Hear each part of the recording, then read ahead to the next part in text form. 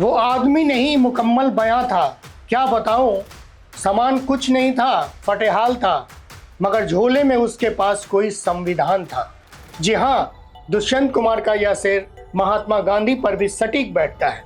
फकीरी उनकी ऐसी कि जब उन्हें पता चला कि देश की जनता के पास पहनने को कपड़ा नहीं है, तो महात्मा गांधी जी इन लंदन वाले सूट बूट को छोड़ धोती धारण कर लिया। जब उन्हें यह पता चला कि लोगों के पास 2 जून खाने को नहीं है, तो वह खुद एक टाइम खाना खाने लगे ताकि वह अन्न किसी दूसरे के हिस्से में चला जाए। उनके पास सबके लिए सब कुछ था, अपने लिए सिर्फ अल्पतम। यह है हमारे राष्ट्रपिता महात्मा गांधी। इतना ही नहीं, गांधी की बात करें तो दे दी हमें आज़ादी बिना खड़ग बिना ढाल, साबरमती के संग तूने कर दिया कमाल भी मौजू है। जन्मभूमि तो गुजरात का साबरमती है उनका, लेकिन कर्मभूमि चंपारण। यहीं से उन्होंने सत्याग्रह का पहला प्रयोग शुरू किया था। चूंकि मैं भी उनके कर्मभूमि पश्चिम चंपारण क्षेत्र से हूँ, लिहाजा मेरे मन में एक कुड़बुड़ाहट, एक बेचैनी बराबर रहती है कि उन्हें ठीक से समझें और न्यूज़ी के दर्शकों को बताएं भी कि कैसे थे हमारे बापू। उनके विचारधारों को नहीं मानने वालों से मेरा बराबर विरोधाभास रहता है और यह दलील देता हूं कि किसी ने उनके बारे में क्या खूब कहा है कि गांधी का दुर्भाग्य था कि वह इंडिया में हुए। अगर पश्चिम के देशों में पैदा हुए रहते हैं तो वह नेक्स्ट टू बी जीसस रहते हैं। लोकनायक जयप्रकाश नारायण ने भी कभी बड़ी मार्मिक बात कही थी। गांधी की पूजा ऐसा खतरनाक खेल है जिसमें आपको पराजय ही हाथ लगेगी। पूजा नहीं, गांधी के पास पहुंचने के लिए साधन की जरूरत है, वह भी गुफा वाली आसान साधना नहीं। इस बार गांधी जयंती दशहरे का पोशाक पहनकर आया है। दशहरे पे दशहरन को याद करें या गांधी की बात, एक ही जगह पहुंचेंगे आप। अपने भीतर की कमजोरियों पर विजय प्राप्त करें, बुराइयों से दूर रहें और पापों से बचें। 3 बुराइयां छोड़ने पर उनका बल था: असत्य, घृणा, हिंसा।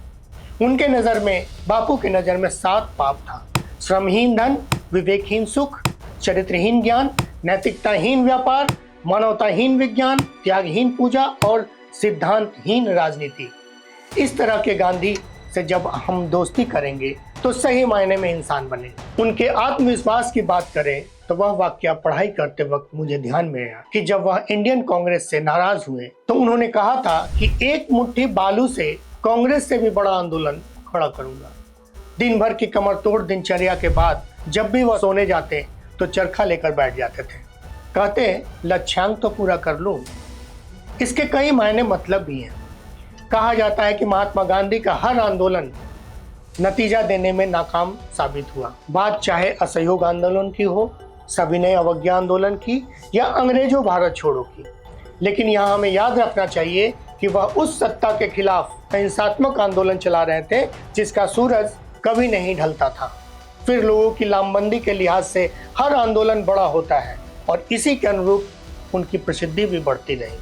फिर इसे उस रणनीति के हिस्से के तौर पर भी देखा जाता है जिसमें संघर्ष के बाद विराम और इस विराम से पैदा हुई ऊर्जा के सहारे दोबारा आंदोलन की तैयारी करनी होती है। गांधी जी का दांडी मार्च आज भी दुनिया के 10 सबसे बड़े आंदोलन में शामिल है। वह एक आंदोलन खत्म होने के बाद दूसरे की तैयारी शुरू कर देते थे, जैसा कि वर्तमान की सरकार, केंद्र सरकार, एक चुनाव खत्म होते ही दूसरे चुनावी मोड में आ जाती है और तैयारी शुरू कर देती है।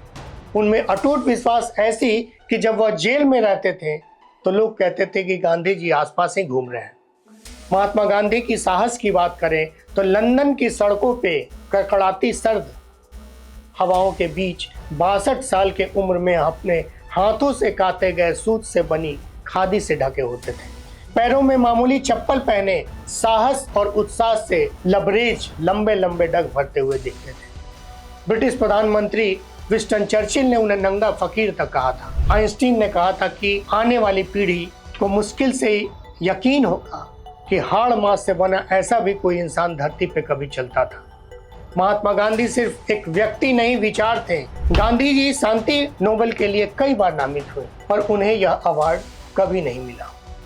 गांधी जी ने अपने संघर्ष का एक नया तरीका दिया। वे जानते थे कि हिंसा से कोई अस्थायी विजय संभव नहीं। नैतिक शक्ति किसी भी साम्राज्य की सैन्य शक्ति से बड़ी होती है। आज की दुनिया में जहां असहिष्णुता बढ़ रही है, राजनीति में वैचारिक संवाद की जगह व्यक्तिगत कटुता ने ले ली है और समाज हिंसा की गिरफ्त में है, गांधी जी का स्पष्ट संदेश है जो आज भी प्रासंगिक है। सादगी, नैतिकता और जन सेवा से वह बिना किसी पद के भी करोड़ों भारतीयों के नेता बन गए थे। आज जब राजनीति सत्ता और लाभ के इर्द गिर्द घूमती है, तब गांधी की सादगी और त्याग हमारे लिए एक आईना है। गांधी सिर्फ इतिहास के नेता नहीं, बल्कि आज की जरूरत है। उनकी अहिंसा कोई कमजोरी नहीं, सबसे मजबूत हथियार है जो बड़े बड़े साम्राज्य जिसका कभी सूर्य अस्त नहीं होता था, उसे परास्त किया। कहा जाता है कि जहां सत्य है वहीं असली विजय है। यही द न्यू इंडिया का सूत्र वाक्य भी है। गांधी विचार है और विचार कभी मरता नहीं।